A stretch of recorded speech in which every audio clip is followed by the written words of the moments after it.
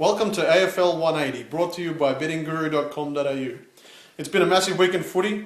The off-field has dominated again.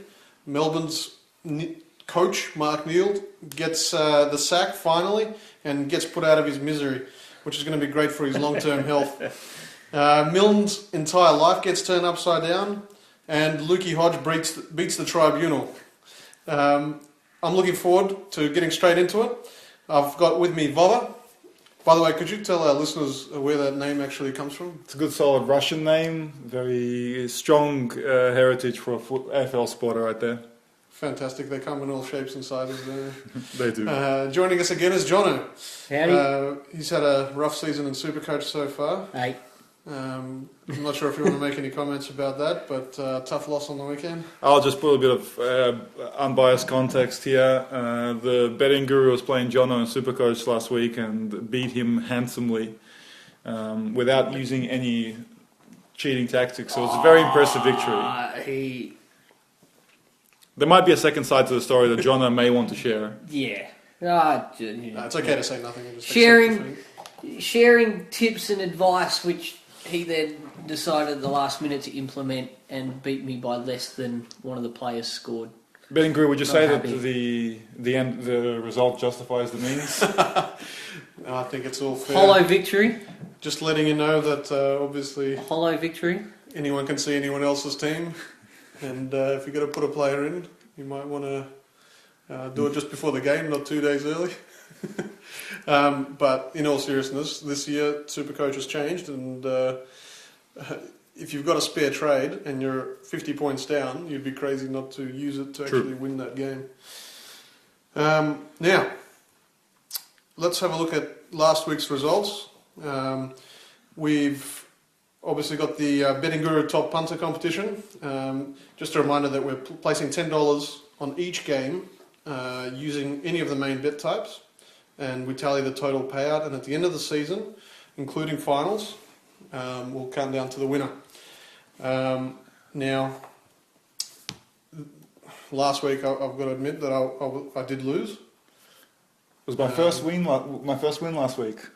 Yeah. Yes. Vova gets his first win, comprehensively trouncing the competition. Well, maybe comprehensively trouncing the betting guru. Vova was 76.30.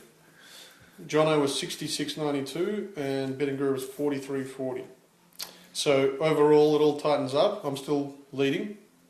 Jono's still second, Vova's still third, but it's very, very tight. Made up $25 on you there last week. It was a brilliant round of football in terms of betting. There were some very interesting results. It swung one way or the other. What was your favourite result, Jono?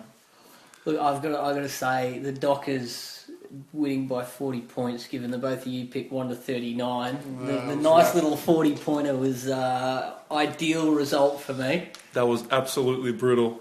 If that game come in, then Stephanie would have killed both of you royally this week. Yeah, just have to mention that Vova's tips last week came from his girlfriend from America who's seen one game of footy or something like that.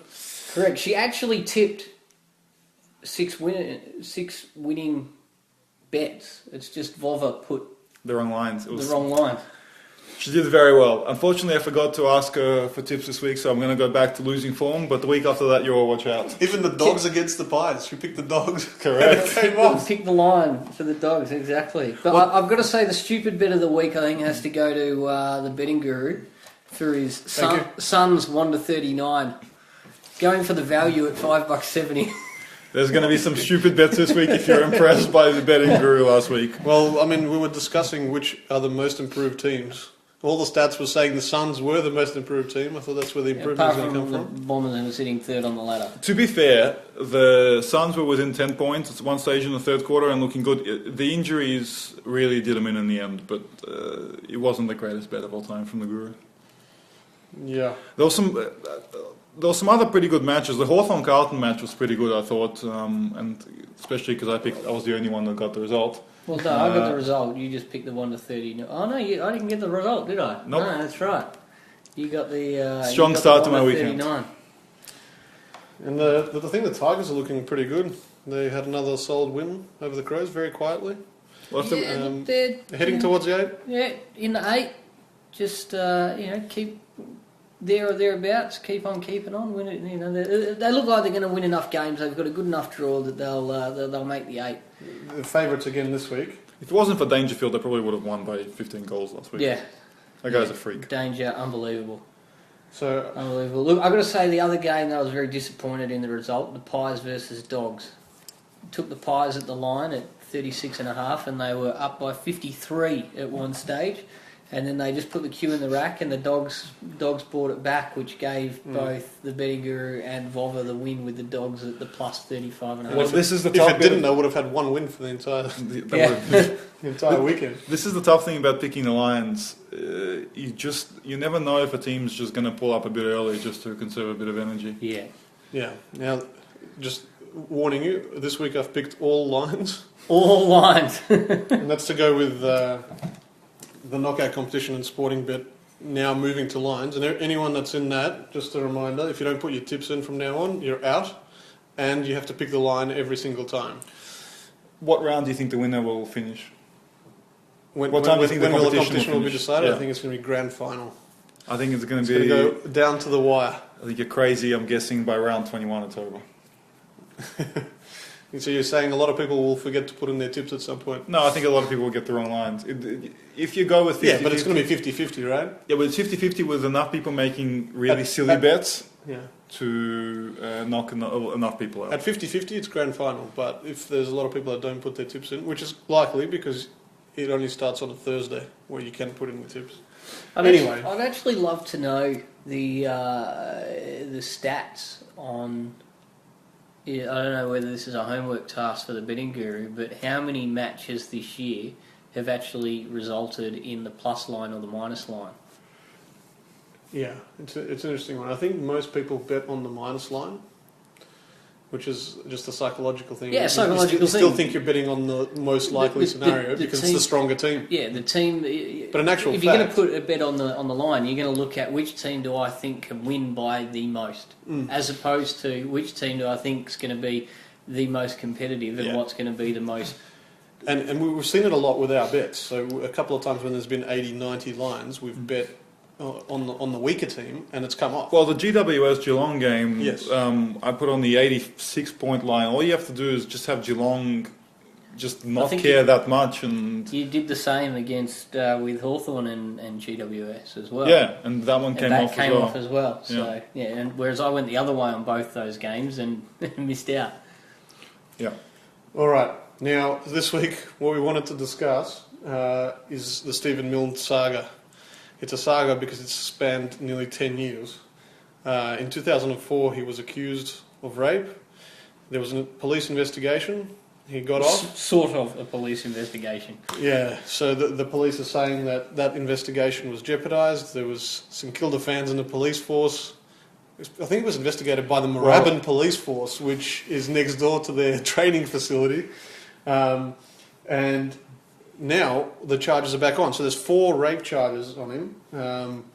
And the Saints have decided to not use him this week in a massive game where his good mate Rewald is playing his 250th. Yeah. Given indefinite leave. Indefinite leave. So it's not just going to be this week, it's going to continue. And as we know, these, I don't know if you guys know, but these things take a long time to resolve. He's facing... Look, I mean, the question that I think we're going to be asking is, should he have been allowed to play or not? Now, his court case, or the magistrate's court hearing, is on the 5th of July. So, it's going to take a couple of weeks before he faces the initial court hearing. Is there a presumption of innocence when it comes to AFL? Here's the thing. On a non-football note, there's a saying that justice delayed is justice denied, and unfortunately, they denied justice to both him and the girl, because this should have been sorted out a long time ago. Yeah. So this should never have come to this.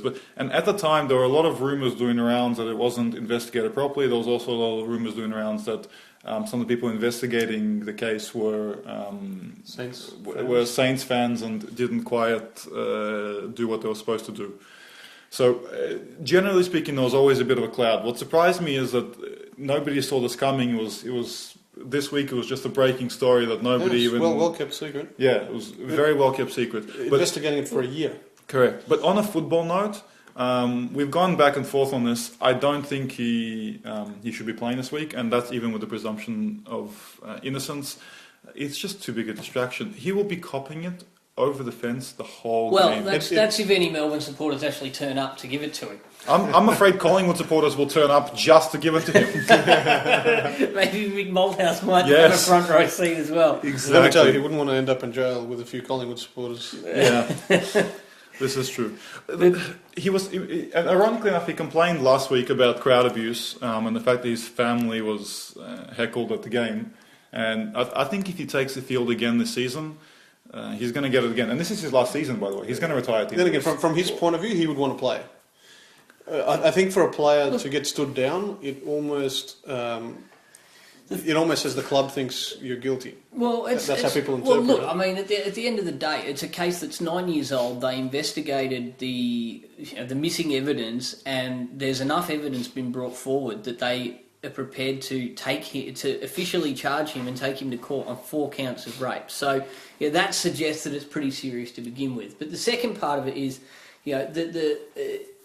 the club and the game is bigger than the individual, in my opinion. And so, from the perception, I mean, if you think about it, your kid's sitting in the crowd says, "Mummy, why is Stephen? What's Stephen Milne done?" And she says, "Well, he's been accused of rape." And then he says, "Well, Mummy, what's rape?" And she explains what rape is. And then he says, "So why is he allowed to play? Yeah, here's the thing. If he's hurt that girl." Let's say he's just a guy who works in an office as an accountant. But I will tell you absolutely. And same thing happens. They would have sat down with the board and made a decision that having him out there is going to hurt our brand too much. Yes. That is all it comes down to. And it's the perception, and it's the families, and it's because kids don't understand the presumption of innocence. A 10-year-old kid watching Milne and his favourite player, all he knows is that he's being charged with a serious offence, that mum's had to explain what rape is to him. I don't think mum would have explained it. Well, no, because kids are going to ask the question. But he's going to ask why is he out. And the other, and look, let me put it back on you. If hypothetical scenario, it was your wife or your girlfriend or your partner that he'd done it to, or allegedly done it to, would you be happy seeing him run out on the football field that week when it's your girlfriend or partner saying this is allegedly this is what's happened to me? But all depends if he's guilty or innocent. Well, it's 9 years. They've been watching him run out for 9 years. That's right. No, that's exactly right. But The other issue is that it's Rewald's 250th, it's Del Santos 250th. I don't think they want to drag away from it. The problem is the game is they're still gonna talk about every time the ball gets into the forward line and there's nobody to crumb from the pack, they're going to mention Milne every time. But the flip side of it is if Milne had a stinker of a game, true, they'd be saying, he's obviously distracted by what's going on. So it wasn't going to go away, and they'd spend more time talking about Milne than they actually would. So, John, would it be the same thing if he kicked 10 goals? I want to say this is two champions of the St Kilda Football Club are celebrating 250 games this week, and I think that should be the focus of the media at the game, and it should be the focus of the club. The other distractions, I don't think, especially in their ladder position at the moment, the St Kilda Football Club don't need it. The other thing John is against, I'm against. Are you for him playing? I think the important thing is the gut feel of where they actually think he did it. Now, if you think he did it, then you don't want him playing. But if that's an innocent guy, then stopping him from playing footy is just a massive cost to him. It's a tough issue. Would the CEO of a publicly listed company be allowed to continue serving as a CEO if he was being investigated? Stood down pending investigation. Exactly. Investigated by, for tax fraud or insider trading. Presidents and prime ministers have kept going with these sort of investigations. Yeah. Bill Clinton, I did not have sexual relations. Anyway, we're getting a little bit away from the topic. What's he being charged with? He's not being charged with a criminal offence in that scenario. I'm not going to name names, but a high-profile president has recently been charged with rape and kept going for quite a while. Could he have been Italian by chance? No. Really? That was just sleeping with prostitutes. That wasn't rape. Okay. We're just speaking about Berlusconi. Okay. Anyway, we're getting a bit away from the topic. Just one last thing. That if this was handled properly in 2004, he went to jail. That was his 4th year of his career. He was no name at the time. Well, he was a decent name, but he was just an upcoming player. Assuming he went to jail. At the moment, you're assuming he's guilty. A couple of months ago, I think he was named as probably the most successful small forward of all time. In This terms guy's of kicked goals, well over 600 goals. Yeah. He's been influential over such a long period of time. Won their club goal kicking record for the year several he's times. Got the most goals out of anybody at Etihad Stadium. Yeah. So that never would have happened if he was found guilty of rape in the first place. But I think everyone's been denied justice by not. You know, I don't blame. Look, regardless of whether he's guilty or not, you blame the police who handled it at the time. For the justice wasn't served, and he wasn't able to face his day in court and be given. This has hung over him for 9 years. Absolutely. And his family didn't sign up for this. I mean, can you imagine if he is found guilty and goes to prison with his wife, kids, and those? They didn't sign up for this. It's just it's not on what happened in the first place. It's not good for anyone. It's a terrible situation. Let's hope the justice prevails in the end. Yep. One way or another, whatever the result is, it should just happen quickly so that everyone can move on.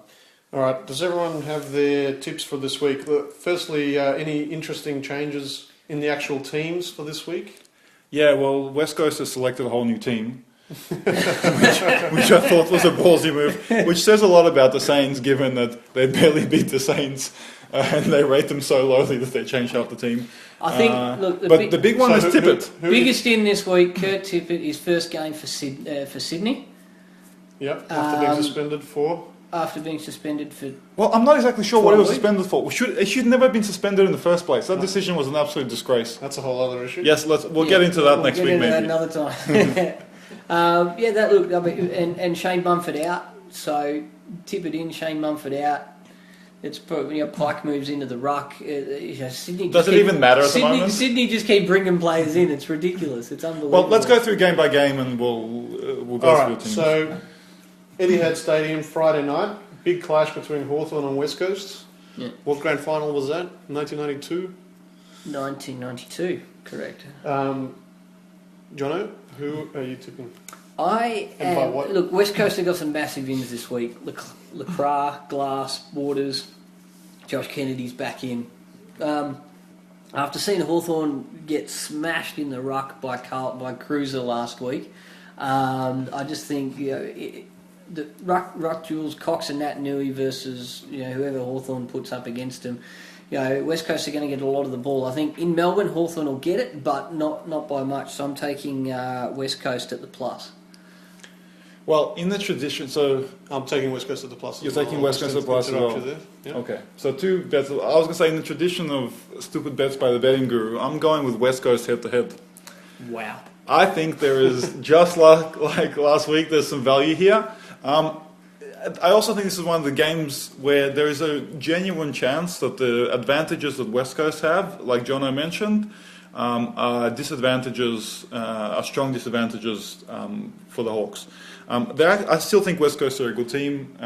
Maybe not clicking on all cylinders this year, but they might pull it out. I'm going West Coast head to head. It's a $5.15 bet. Yep. So that could put you. That one bet could put you in the lead. Well, that's a Friday night. So in fact, that would put you in the lead. We'll put you in the lead on Friday night. Yeah. Now, I'll be barracking hard for the Hawks, for the Eagles. Is there anything the West Coast can do to actually improve this season, or do they just need the right players on the park? First of all, they've had players in and out the whole year, which must be frustrating. Bo Waters coming back is a big in for them. It gives them a lot of run out of defence and good kicking. So between him and Hearn, I think they improved significantly. They're still a good team. All the components are there. They're not. Yeah, they're good. The only thing they struggle with is outside run. They're still great inside.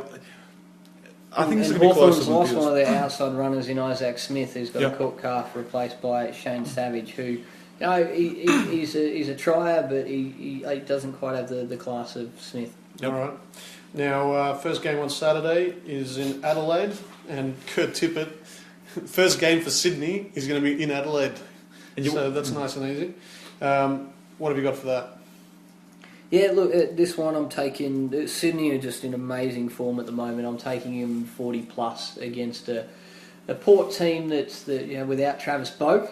Jasper Pittard comes back in, Dominic Cassisi comes in, but I can't go past Sydney and Sydney comfortably. Yeah, hard to go past Sydney in this one. Their midfield is just unbelievable. They all can play inside, they can all run outside. Far too good for Port. I'm taking Sydney minus 36.5. And I have the same thing, Sydney minus 36.5. Okay. We'll see how the rest of the psychology goes. The Swans are well supported here. All right. Next game, we have St Kilda versus Melbourne. Absolute blockbuster. Who would have picked that? Okay. But in all seriousness, a lot of people will watch this game if Yes. they can. There's a lot of things going on. John, as part of your tip, can you tell us how many people will be at the game? Can I just say something here? Hawthorn, whose home ground is the MCG, are playing a home game at Etihad Stadium against West Coast, and then St Kilda, whose home ground is Etihad Stadium, is playing a home game at the MCG. What the? Well, obviously the MCC hasn't had its quota filled, so it hasn't had its quota filled, and look. John, I think we get back to this on another podcast, but we definitely need a podcast on the draw. Definitely need a podcast on the draw. Yeah. I've got some complaints. St Kilda's got Sam Fisher back in after injury. Yeah, some big outs, some scoring power. Milne, Sard, Meister out of the team, but they bring him back, Big Cozzy. Probably so that he can celebrate the 250th games of Rewalt and nothing more. He's not in on form. I really think they'll put him in as a sub. Is he one of the most if they were playing anybody other than Melbourne, he probably wouldn't be in. Would you say he's one of the most underperformed players for his career compared to his potential? I will address that point when it gets to me. Jono. All right. Look, Melbourne, no Mark J. Maher. They're going to lose. They lose a lot in the ruck. So I'm taking St Kilda. But Melbourne, after what's happened this week, will try hard. 1-39 St Kilda. I'm going Melbourne plus 40.5 points. So am I. So Vovra and the betting guru are on track. I'll also say that Cozzy won the Rising Star and looked like it was going to be a gun until Gian Siracusa broke his skull and the guy fainted on TV and was never the same. So I will say yes. Not to mention he got hit a couple more times after that, didn't it? But his career, something changed. He lost all awareness after the hit. Yeah. So I'll go with yes, but I'll say that it's a career potentially wasted by injury. So this is an interesting game. This one, I've got Saints at 1-39. You guys have got Melbourne at plus 40.5. So a 40-point win for St Kilda is the worst result possible for me. All right. Next game, we have Western Bulldogs versus Richmond. Richmond really pushing for a very good position at this part of the year. They've made absolutely no changes. Jono, what are you tipping? Look, I don't know. I'm taking. I've looked at the lines. I've looked at the plus and the minus and all that. And at the end of the day, I've gone with Richmond head to head. Okay. Well, I think Richmond are gearing themselves up very nicely. They'll absolutely smash the Bulldogs. Richmond 40 plus. Wow. And I have Richmond minus 34.5 at the line. I was very impressed by the way they handled Adelaide last week, and particularly with Cochin not playing well. I think so much of their team is clicking at the moment. It's hard to go past them. They're just not the same as they were in years gone by. I don't think there's a bit of hunger there. All right, Fremantle is at home to North Melbourne. Couple of changes, nothing serious, Jono. Yeah, look, Fremantle just beat Brisbane by 40 last week. North are a much better team, but I think Freo are a better team than North. I'm taking Freo 1-39. After being burned badly by Freo last week, I'm going to do the exact same thing and I'm going to take North plus 23.5. The same way as I didn't think Ross Lyon teams could really make it rain against anybody. I think they'll keep it close. I think North will keep it close. Interestingly enough, Michael Barlow's finally made it into the team. He's on the followers. Usually, Ross Lyon's had him sitting on the bench on the team. The team's come out, he's sitting on the bench. This guy's averaging 120 Supercoach points or something. Having the year of his life. Starts on the bench every game. Ross, finally made it. All is forgiven. Come back. All right. I also think it's going to be pretty close. So I've got North Melbourne at the line, plus 23. The betting guru and Volvo are very in sync today. Yeah. Have you copied mine? Fremantle by 4 goals. That's what I'd like to see. All right. Last game. Brisbane at home to the Cats at the Gabba.